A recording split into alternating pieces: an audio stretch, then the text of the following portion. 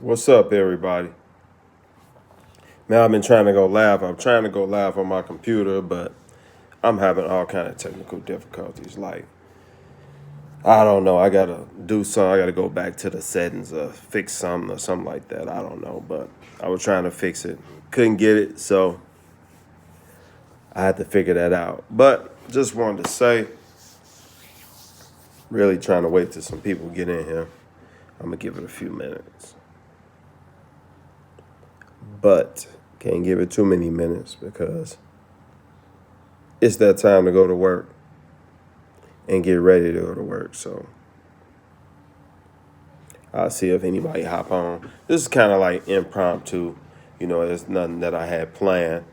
Actually, I had forgot about it, and my sister reminded me. But today is my anniversary for coming home. Yep, that's right. 2008, I was released from FPC Pensacola, Florida, which is FPC is federal prison camp. And I got immediate release because that's when the crack law changed. And it was crazy. I had already been in communication with my lawyer, so I kind of knew what really was coming, but I just didn't know when it was coming. So that was back when they had first changed the crack law, when they changed it from 100 to 1 to 20 to 1, which meant that if you got caught with 1 gram, hey, what's up, Real Talk Recovery? Which meant that if you got caught with 1 gram of crack, it was equivalent to 100 grams of powder, which was a big hoopla. And they came out with, I'm doing all right. Today, my anniversary. They came out with a law.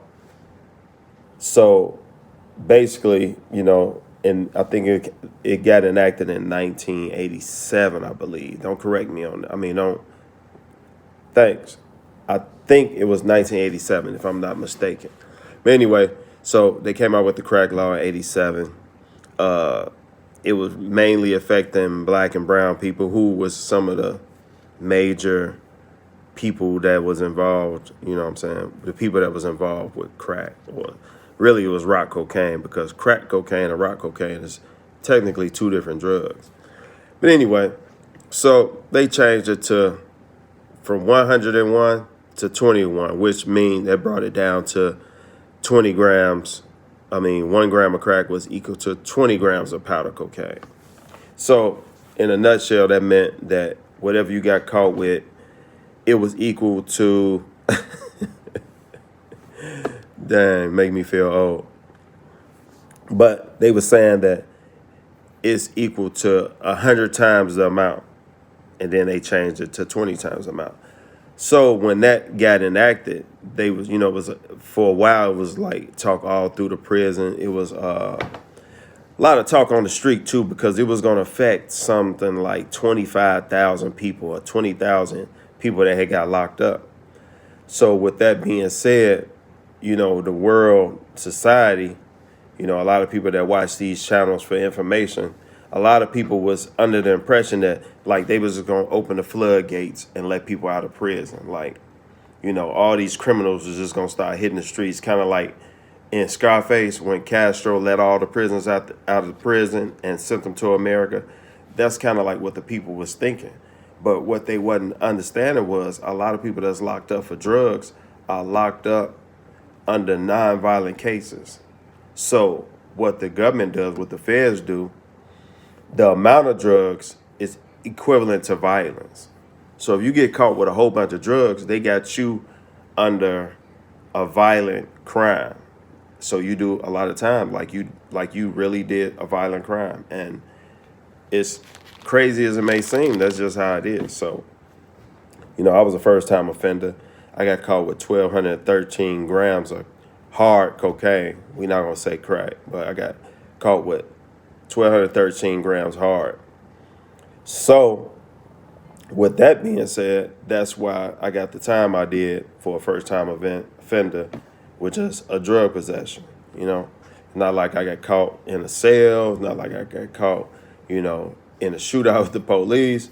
And then, I was looking at a lot of cases where like this one case in particular, this guy had got caught molesting. Oh, I was selling. I never used rock cocaine. I never used cocaine, period. Besides the fact that, having bags in my mouth and make your mouth numb, or when you're bagging up and you might be eating chips or something like that, and all of a sudden you notice your mouth numb. But yeah, so this guy, he was a nurse at a convalescent home. It was this girl in there, and she was in a coma. She was 17. She was in a coma. She was in a car accident. They caught this guy. He used to be a nurse at this convalescent home. He wasn't even a nurse at the time. So when they come in the room on him, he fixing his pants, and they look at old girl on the bed, and her gown was all disheveled. Come to find out, he was still using his badge, which should have been deactivated. Somebody should have caught that. But he was sneaking into this convalescent home, and he was having sex with comatose patients, or, invalids, people that, couldn't say nothing and stuff like that. And she was underage. Do you know how much time he got? This dude got 10 years. First time offender with the drug case, a mere possession, not caught in an act of assault, nothing like that. Not to say, boo-hoo-hoo, I'm not crying about it, but I got 151 months, which came out to 12 years, 7 months for my first offense. And it's just, the way the laws are set up, they set up for a certain group of people, because the certain group of people that make the laws, they commit certain types of crimes. And if you notice, why do you think the laws are so lenient on child molesters? Because a lot of those guys molest children. I read this book, and I'm just ranting, Exactly. It's for the people that's well off, and the people that's well off, and the people that's in the lawmaking areas and stuff like that. Those are some of the most horrendous individuals ever. Look at Harvey Weinstein. You know what I'm saying? It's big talk about he got found guilty and stuff like that. But just sit back and watch how much time he get. Just like the other dude, I can't remember his name, the one that they say he killed himself in the cell. I think he got killed in that cell because he knew a lot. I mean, man, if you read up on that dude, I can't think his name right now, but that dude, somebody gave him an island. Just gave him an island. Like, I mean, I ain't talking about just like a strip of land in the middle of the water. Yeah, exactly. Those guys got a lot of secrets. I was reading this book when I was in jail, and it was geared toward older white people because, the white men, and it was a book, and my cellie had it, and it showed you all the red light districts. Now, for those who don't know, a red light district is like, it's the underworld of the sex trade. So, like, in America, it's a red light district. Like, you go to every town got like a hostro or places where you can go to purchase sex. And this book, exactly, I'm getting to that. This book had all the different spots. And then I was reading, and then when you go to different countries, especially like in those, like Thailand, those Asian countries, you can basically purchase kids. And the book was telling you, like, it had like different villages you go to. You ask for mama, son, or whatever their name was. And it was just crazy how you go, all right, when I get off this live, I'm going to text you because I'm on the phone. I can't do it while I'm on the phone. But yeah, so it had this book, and it was giving you all the secret spots to go to. It was telling you, you go to this village, you can get little boys or little girls. I mean, it was crazy. It was crazy, but it's books out here like that that's giving you this information. And then now with the way the internet is, you got the dark web and all that, you can find these different locations where you can feed that fetish. And then on top of that, the laws in these different countries are more lax, and it's more, I don't even know if it's illegal in some of these countries. But you got these big CEO and European executives, white executives, they go over there to them countries and they just have their way. You know what I'm saying? They can get them a little boy, a little girl, you know what I'm saying? And just pay a little money and, It's sad, but it's true. But, you know, they come back. It's crazy. It's really sick. And they come back over here, but they still got that want and that desire. And because they got money, it feeds into that fuel of them want to be, superior. I got money. I can do what I want over here. And then they do the same thing over here. You know what I'm saying? Because sad as to say, it's a lot of parents over here that sell their kids off, Like, look at, the R. Kelly case. Not to say he guilty, innocent, or whatever. But it's a lot of that to play because, a lot of these parents was trying to hook R. Kelly up with their kids, trying to get that meal ticket for that money. And it's basically one and the same. So, yeah. So, anyway, it's my anniversary. Still out, you know what I'm saying? By the grace of God, I haven't been back, no police station, none of that, no probation violation when I was on probation or supervised release, none of that. And, I used to tell myself when I was getting out, I said, if I'm not a millionaire by 5 years after me getting out, I used to be like, I'm going to kill myself. And, that's not nothing to play with. But, it's been more than 5 years and I ain't a millionaire and I'm still going at it. But this is the time, you know what I'm saying? This is the time. And, to all the other people out there that's home and been home for a while, I don't care if you've been home a day, man, congratulate yourself, pat yourself on the back. You know what I mean? Because that's what we aim. We aim for being successful. That's what Successful Convicts is all about. Clothing line coming up soon, so we can get the merch. I tried to, I looked up on the Teespring. I don't think I want to do the, what they call it, print on demand. I think I'm going to become the printer. And I'm going to print on demand. So, and then, just to tell you what I got coming up, I got some more interviews coming up. I've been reaching out to people.